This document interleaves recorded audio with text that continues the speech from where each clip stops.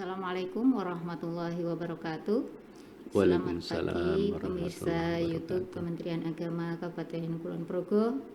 Berjumpa kembali dalam program podcast Serbuan untuk edisi Rabu 8 Januari 2025 hari ini. Kita akan berbincang-bincang dengan tema penguatan integritas dan komitmen pimpinan pasca WBK. Pemirsa YouTube yang kami hormati, pada pagi hari ini telah hadir narasumber kita Bapak Haji Muhammad Wahid Jamil SAG MPD, Kepala Kantor Kementerian Agama Kabupaten Kulon Progo. Selamat pagi Bapak. Selamat pagi Mbak Nur, semoga sehat selalu. Amin. Pak Jamil, ini di tahun 2024 kita Kantor Kementerian Agama Kabupaten Kulon Progo alhamdulillah memperoleh 2 penghargaan sekaligus. Yang pertama yaitu Satuan Kerja Berpredikat WBK, Wilayah Bebas dari Korupsi, dan Unit Layanan Publik Ramah Kelompok Rentan dan Pelayanan Inklusif tahun 2024 dengan predikat terbaik. Setelah 2 penghargaan ini, ada beberapa hal yang mungkin perlu kita kuatkan kembali agar kemudian predikat WBK ini menjadi hal yang memotivasi kita bersama di Kantor Kementerian Agama Kabupaten Kulon Progo. Bapak, izin bertanya, untuk penguatan komitmen integritas di Kantor Kementerian Agama Kabupaten Kulon Progo pasca WBK ini seperti apa Bapak? Ya, terima kasih Mbak Nur Faidah.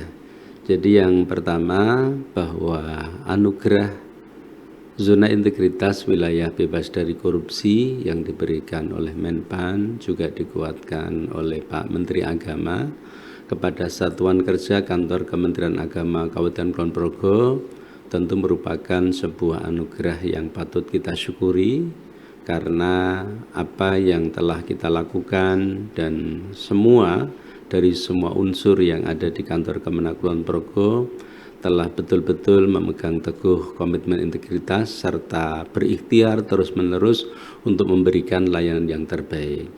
Tetapi di sisi lain bahwa kita harus memberikan satu suri tauladan, betul-betul semua unsur yang ada di kantor Kemenak Kulon Progo, terutama mulai dari saya sendiri selaku pimpinan, kemudian juga seluruh jajaran pimpinan di unit kerja, baik yang ada di lingkungan internal kantor Kemenak Kulon Progo maupun yang ada di kantor urusan agama, di madrasah, baik itu negeri maupun swasta, kita tetap mengajak bersama untuk selalu berkomitmen integritas.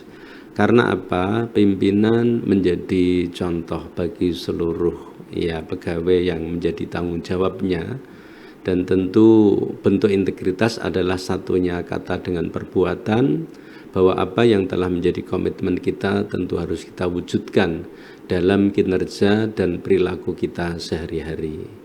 Sehingga hal ini menjadi salah satu cambuk kemudian wujud semangat bagi kita agar ke depan kita terus untuk memegang teguh integritas ini dengan sebaik-baiknya. Dan kami berharap tidak boleh dari salah satu pegawai, dari siapapun yang mencederai dari integritas yang telah kita bangun bersama ini.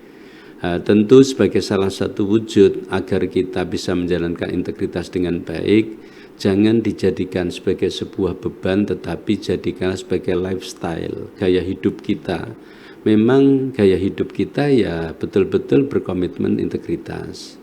Agama kita telah mengajarkan dengan substansial bahwa hidup ini dimanapun kita berada selalu diawasi oleh Allah Subhanahu wa Ta'ala, Tuhan yang Maha Esa, sehingga apapun yang kita lakukan tentu nantinya akan dipertanggungjawabkan di hadapan Allah.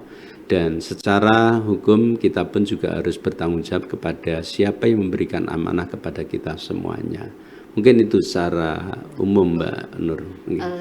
Tadi disampaikan bahwa integritas itu menjadi lifestyle gitu Iya, ya Pak. betul. Ketika itu menjadi lifestyle kan bukan menjadi beban bagi teman-teman yang ada di level paling bawah seperti di KUA ataupun di madrasah. Kira-kira kemudian bagaimana kita memastikan atau Pak Jamil memastikan bahwa di level paling bawah itu memang benar-benar menjaga integritasnya Bapak? Iya, terima kasih. Jadi kinerja secara teamwork, kebersamaan kan menjadi salah satu sistem kerja di era seperti sekarang ini. Karena bekerja tidak bisa sendirian, tetapi harus selalu membangun teamwork yang solid, itu ya. Nah, teamwork ini tentu dari aspek untuk memberikan pelayanan, mereka harus saling mendukung antara satu dengan yang lain. Tidak bisa aspek ini kemudian bisa berhasil tanpa didukung oleh aspek yang lain. Sehingga kerja teamwork ini menjadi salah satu bagian untuk mewujudkan integritas. Lalu yang kedua, dengan teamwork ini antar satu personal dengan yang lain kita bisa saling mengingatkan. Jangan sampai kemudian teamwork itu malah berada pada jalur yang salah. Sehingga ketika ada hal-hal mungkin dari person tertentu yang mungkin dirasa belum sesuai dengan apa yang menjadi komitmen kita semua, teman yang lain tentu harus bisa mengingatkan bahwa kita telah mendapatkan predikat zona integritas wilayah bebas dari korupsi. Ini betul-betul harus kita wujudkan menjadi ya lifestyle gaya hidup kita, termasuk dalam kinerja kita semuanya. Kemudian yang berikutnya, untuk memastikan bahwa lifestyle terkait dengan zona integritas ini di semua elemen, di semua lini itu bisa berjalan dengan baik, tentu yang menjadi bagian alat ukur adalah tingkat kepuasan masyarakat dan juga respon masyarakat terhadap kita. Maka terkait dengan survei untuk kepuasan layanan, kemudian survei terkait dengan indeks persepsi anti korupsi, ini kita berharap selalu dilakukan setiap saat. Di antaranya juga melalui berbagai layanan yang telah kita berikan. Bahkan kita sudah mengawali dengan survei yang real time. Artinya setiap layanan langsung diberikan survei agar kemudian masyarakat bisa memberikan satu respon terhadap layanan kita. Dan dari hasil survei yang telah kita berikan itu tidak boleh kemudian kita jadikan sebagai angka mati. Jadi harus kemudian kita lihat item demi item. Ketika ada satu titik kekurangan, misalkan dari unsur sumber daya manusia, maka segera untuk kita lakukan tindak lanjut bagaimana untuk peningkatan kualitas dan kompetensi sumber daya manusia itu sendiri. Misalkan ada satu tanggapan dari masyarakat terkait dengan kekurangan sarana prasarana, tentu sesuai dengan kemampuan dan keterbatasan kita harus juga untuk bisa melakukan perbaikan agar masyarakat betul-betul bisa terlayani dengan baik dan integritas juga bisa terwujud dengan sebaik-baiknya. Kemudian yang ketiga, bahwa kami secara personal dan juga dari jajaran unsur pimpinan yang lain berharap untuk bisa memastikan layanan kepada masyarakat dijalankan dengan sebaik-baiknya. Maka kami berharap juga kepada masyarakat apabila ada hal-hal tertentu yang dirasa masih belum bisa kita berikan dengan maksimal, maka bisa disampaikan kepada kolom aduan yang telah kita siapkan di web atau bahkan mungkin melalui saluran-saluran yang ada, sehingga segala sesuatu nanti akan bisa kita tindak lanjuti dengan sebaik-baiknya. Mungkin itu Mbak Nur. Karena predikat wilayah bebas dari korupsi itu menjadi ekspektasi masyarakat ke Kemenak Kulon Progo khususnya akan menjadi lebih begitu ya Pak.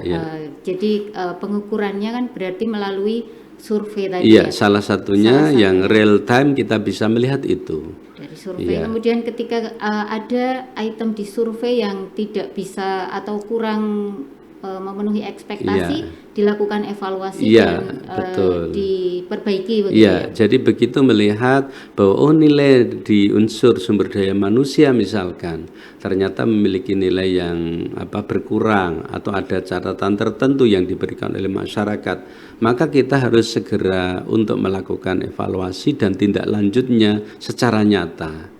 Dan terutama kepada pihak yang telah menyampaikan masukan, kita berikan ucapan terima kasih, kemudian kita berikan apresiasi, sekaligus kita berikan satu gambaran bahwa apa yang menjadi masukan telah kita tindak lanjuti, begitu. Selain satuan kerja dengan predikat WBK, kita itu kan di Kemenak Kulon Progo juga memperoleh predikat satuan kerja ataupun unit kerja dengan layanan publik ramah kelompok rentan, Pak. Ramah kelompok rentan dan pelayanan inklusif. Dan nilai yang diperoleh itu juga lumayan tinggi karena dengan angka 95,60 dengan predikat A. Nah ini layanan-layanan apa saja Pak yang kemudian ada dan berpihak kepada kelompok rentan di Kemenak Kabupaten Kulon Progo? Ya, jadi salah satu unsur di dalam zona integritas wilayah bebas dari korupsi adalah kualitas pelayanan publik. Nah, salah satunya yang kita lakukan di kantor Kemenak Kulon Progo, bagaimana layanan publik yang ada di kantor Kemenak Kulon Progo ini tidak ada diskriminasi, menyentuh kepada semua lapisan. Karena apa? Bahwa masyarakat kita itu sangat heterogen, mulai dari sisi tingkat pendidikan, kemudian juga dari sisi tingkat ekonomi, kemudian pemahaman keagamaan, dan juga dari aspek-aspek yang lainnya sangat bervariasi. Terlebih lagi bahwa Allah memberikan heterogenitas kepada manusia dengan berbagai variasinya. Ada yang menyandang disabilitas, kemudian juga mereka baru diberikan amanah seperti ya ibu hamil, kemudian ibu menyusui, ibu yang masih diberikan tanggung jawab untuk mengasuh anak kecil gitu ya. Kemudian kelompok-kelompok yang dari sisi ekonomi memiliki keterbatasan dan seterusnya. Tentu dari kantor Kemenak Kulon Progo tidak boleh memberikan layanan dengan diskriminasi. Semua kita berikan layanan yang sama tanpa membedakan dari unsur agama, kemudian strata sosial, pendidikan, bahkan mungkin dari persoalan-persoalan fisik yang ada. Nah, ini salah satu esensinya. Sehingga kami mengajak kepada semua pihak untuk bisa bersinergi mendukung apa yang menjadi cita-cita kita semuanya agar layanan publik terutama di kelompok inklusif ini betul-betul nanti bisa terlayani dengan sebaik-baiknya. Nah, dalam rangka untuk mewujudkan ke sana tentu harus kita siapkan mulai dari kemampuan sumber daya manusia. Di antaranya kemampuan bagaimana untuk bisa mendekati dengan bahasa yang sesuai dengan kondisi mereka. Kemudian peningkatan dan pemenuhan sarana prasarana, dan yang tidak kalah penting yaitu terkait dengan standar kepastian layanan kita kepada masyarakat. Ini diantaranya. Kemudian beberapa aspek layanan yang telah kita coba untuk lakukan bersama-sama dalam rangka untuk memberikan layanan publik terutama pada kelompok rentan. Kita punya program Lenteraku, layanan efektif untuk kelompok rentan kantor Kemenak Kulon Progo. Ini salah satunya bahwa kita memberikan pelayanan secara spesifik masuk di dalam layanan prioritas bagi mereka yang masuk dalam kelompok rentan, kemudian juga didampingi, bahkan mungkin juga pendampingan dalam aspek-aspek yang jauh lebih luas lagi, terutama pada saat layanan langsung seperti pelayanan pernikahan, layanan haji, bahkan mungkin layanan keagamaan yang lain termasuk pembinaan-pembinaan keagamaan. Begitu Mbak Nur. Berarti untuk teman-teman ataupun masyarakat yang masuk di kelompok rentan ketika datang ke Kemenak Kulon Progo jangan khawatir, kita akan memberikan pelayanan terbaik begitu ya Bapak. Betul.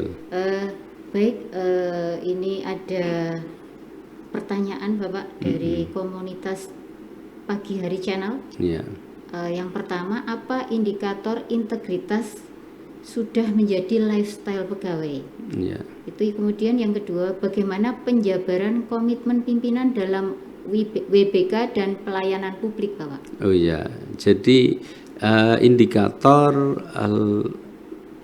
integritas menjadi lifestyle diantaranya bahwa mulai dari gaya hidup kita tidak boleh ya hidup sederhananya gini Mbak Nur. Jadi ketika seseorang itu hidup di atas kondisi realnya, pasti ada sesuatu di balik apa yang dia lakukan.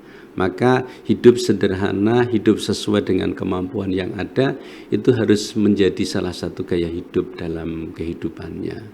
Kemudian yang kedua, bahwa ketika ada hal-hal yang secara hati nurani itu tidak sesuai dengan aturan, kita kemudian langsung terjadi sebuah komunikasi. Ya ini apa, ini dari mana, apa kontribusi saya terhadap hal ini, sehingga patutkah saya bisa menerima itu. Maka kemudian ketika kita nilai bahwa hal ini akan mengandung unsur gratifikasi atau mungkin berpengaruh kepada keputusan dan kebijakan kita termasuk dalam memberikan pelayanan, maka hal itu patut untuk kita duga bahwa itu ada kaitannya dengan persoalan integritas kita, maka wajib untuk kita tolak. Kemudian juga kita tidak boleh juga melakukan ya kebiasaan-kebiasaan, kalau istilah Pak Menteri, ucapan-ucapan kita tidak boleh offset gitu ya. Offset artinya keluar dari jalur yang ada. Misalkan ketika kita memberikan layanan dengan sindiran-sindiran, itu juga menunjukkan bahwa kita belum memberikan layanan dengan setulus hati gitu ya. Itu satu contoh. Kemudian yang berikutnya, bagaimana hal ini juga bisa diwujudkan oleh semua unsur pimpinan yang ada. Maka kami mengajak kepada semua unsur pimpinan bahwa hakikatnya semua pegawai itu diberikan satu jabatan dan dia diberikan amanah menjadi pimpinan dalam jabatan itu. Sehingga artinya sebenarnya bahwa yang dimaksud pimpinan ini adalah semua pegawai. Ketika dia diberikan kuasa untuk memberikan layanan, maka berikanlah layanan dengan penuh integritas dan berikan layanan yang terbaik untuk masyarakat. Sehingga tidak kemudian melihat, di atas kami masih ada, tidak, tetapi setiap pegawai yang diberikan amanah oleh pimpinan untuk melaksanakan tugas dan memberikan pelayanan, maka di situ dia juga menjadi pimpinan pada saat melaksanakan aktivitas kinerja itu. Tetapi tentu pimpinan-pimpinan dalam satuan kerja, unit kerja juga harus bisa memberikan suri tauladan dan contoh yang tegas dan jelas. Mungkin demikian, Mbak. Baik Bapak, ini masih ada satu pertanyaan lagi dari Jabal Muna Channel. Ya. Pertanyaannya, apakah layanan publik khusus untuk kelompok rentan yang ada di Kemenak Kulon Progo sudah didukung dengan fasilitas yang memadai sesuai standar yang telah ditetapkan? Iya, salah satu unsur di dalam indikator ya penilaian ataupun mungkin evaluasi lah gitu bahasanya untuk layanan publik kelompok rentan atau kelompok inklusif, layanan inklusif itu diantaranya adalah sarana prasarana yang telah disediakan. Maka mulai dari ya sarana untuk ibu menyusui, kita sudah siapkan ruang laktasi. Bagi mereka yang membutuhkan sebuah kondisi tenang, kita siapkan ruang relaksasi. Kemudian apabila ada hal khusus secara psikologis perlu mendapatkan dukungan-dukungan dan hal-hal yang bersifat sangat spesifik, kita berikan ruang konsultasi. Bahkan untuk kelompok disabilitas kita siapkan untuk beberapa fasilitas yang ada seperti kursi roda, kemudian krek itu ya, kemudian juga stick, termasuk building block itu juga sudah kita siapkan. Ini merupakan salah satu ikhtiar kita agar kelompok rentan ini betul-betul dapat kita layani dengan maksimal. Bahkan sampai parkir pun itu kita sudah berikan tempat khusus. Dan mohon maaf, tidak boleh digunakan untuk selain kelompok rentan ya, kecuali kalau memang dalam kondisi emergensi ya memang sama betul untuk betul-betul mendapatkan layanan prioritas, kita tetap untuk nanti bisa skemakan itu. Berarti sudah sangat lengkap untuk fasilitas kelompok rentan di Kemenak Kabupaten Kulon Progo. Kita sampai di penghujung acara ini Bapak. Kita mohonkan closing statement-nya dari Pak Kakan terkait dengan apa yang diharapkan di tahun 2025 untuk penguatan WBK di Kemenak Kulon Progo. Ya, terima kasih Mbak Nur. Jadi yang pertama, kami senantiasa berkomitmen untuk mewujudkan integritas dalam semua lini, maka kami berharap untuk bisa didukung oleh semua pihak. Di antaranya kepada seluruh internal jajaran kantor Kemenak Kulon Progo, mari bersama-sama bahwa integritas ini harus menjadi gaya hidup kita, lifestyle kita, terutama dalam melayani kepada masyarakat betul-betul dapat kita layani dengan maksimal. Kemudian kepada masyarakat juga mohon pengertiannya agar tidak memberi sesuatu atau menyampaikan hal tertentu yang tidak sesuai dengan aturan yang ada, sehingga menjadikan mungkin rasa tidak enak ataupun seterusnya, yang ini mungkin dalam budaya Jawa tentu sesuatu yang sangat sulit untuk terkait dengan persoalan perasaan, sehingga mohon untuk dukungan semua pihak. Kemudian juga dari semua kemitraan kita, mari kita saling mendukung. Apabila ada hal tertentu yang harus kita lakukan secara bersama-sama, tolong untuk bisa kita sinergikan. Di antaranya ketika kita sudah melaksanakan satu layanan terbaik dari sisi kewenangan Kementerian Agama, sementara ada kewenangan di luar kami, maka kami juga berharap dan memohon sangat sekali mitra-mitra kerja kami untuk betul-betul juga bisa mendukung agar layanan itu betul-betul kita bisa berikan dengan maksimal. Kemudian juga yang tidak kalah penting, mari kita wujudkan budaya ini menjadi budaya kita semuanya. Kemudian yang kedua, bahwa kita juga berkomitmen untuk terus-menerus melakukan berbagai perbaikan, terutama dalam memberikan pelayanan terhadap masyarakat.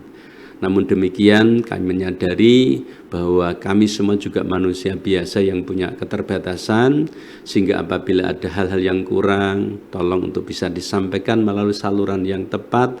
Kalau perlu juga bisa langsung sampaikan pada kami, agar kita juga bisa senantiasa untuk bisa terus untuk memperbaiki dari semua aspek layanan yang ada. Saya pikir itu Mbak Nur, dan kami berharap moga-moga untuk niatan baik kita ini nantinya juga bisa diikuti, dicontoh oleh satuan kerja maupun instansi yang lainnya. Dan kita berharap moga-moga tidak hanya puas dengan WBK, tetapi kita juga nanti akan naik level di wilayah birokrasi bersih dan melayani atau WBBM sesuai dengan tata aturan yang ada. Terlepas kita akan mendapatkan anugerah itu ataupun tidak, tetapi budaya melayani harus menjadi komitmen kita semuanya. Demikian Mbak Nur. Terima kasih Pak Jamil atas kehadirannya. Jadi secara garis besar kita bisa garis bawahi bahwa lifestyle integritas itu menjadi penting bagi seluruh pegawai di Kemenak Kulon Progo. Dan bagi masyarakat yang akan hadir di Kemenak Kulon Progo, kami memberikan pelayanan yang sangat lengkap dan memudahkan bagi masyarakat semuanya. Bagi yang kemudian memiliki keluhan ataupun aduan, silahkan disampaikan melalui saluran yang ada, dan insya Allah akan kita tindak lanjuti begitu ya Pak. Baik pemirsa YouTube Kantor Kementerian Agama Kabupaten Kulon Progo, berakhir sudah acara podcast Rebuan pada pagi hari ini. Mohon maaf atas segala kesalahan. Kami akhiri. Assalamualaikum warahmatullahi wabarakatuh. Waalaikumsalam warahmatullahi wabarakatuh.